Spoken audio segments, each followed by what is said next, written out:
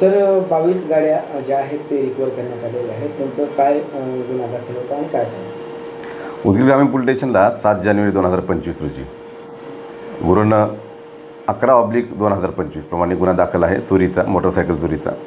त्यामध्ये आम्हाला गुप्त बातमीदाराकडून माहिती मिळाली की राहुल पवार नावाचा आरोपी आहे आणि त्यानं नमूदची गाडी चोरलेली आहे. त्याप्रमाणे आम्ही आमच्या DB पथकामार्फत आम्ही त्या आरोपीचा शोध घेतला, ती चौकशी केली.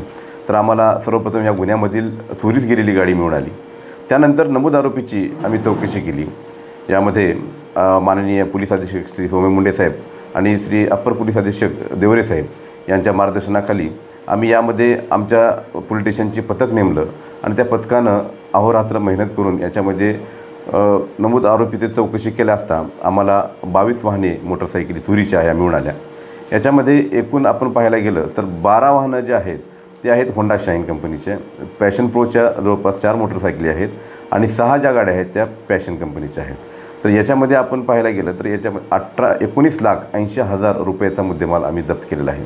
नमूद वाहनांची आम्ही डिटेल माहिती घेतली असता नमूद वाहन हे नमूद चोराने पुणे, लातूर, नांदेड या विविध जिल्ह्यातून चोरी केल्याचे दिसून येत आहे. कर्नाटक भागातूनही या ठिकाणी चोरी झालेली आहे. नमूदची कारवाई जी आहे ते आमच्या पोलीस स्टेशनचे DBचे पथकाचे प्रमुख PSI भिसे, त्याचबरोबर नाना शिंदे, राम बनसोडे, नामदेव चवले, राजकुमार डबेटवार, राजू देवडे, सचिन नाडागुडे, राहुल नागरगोजे आणि बागवान या आधी आमच्या अंमलदारांनी केलेली आहे.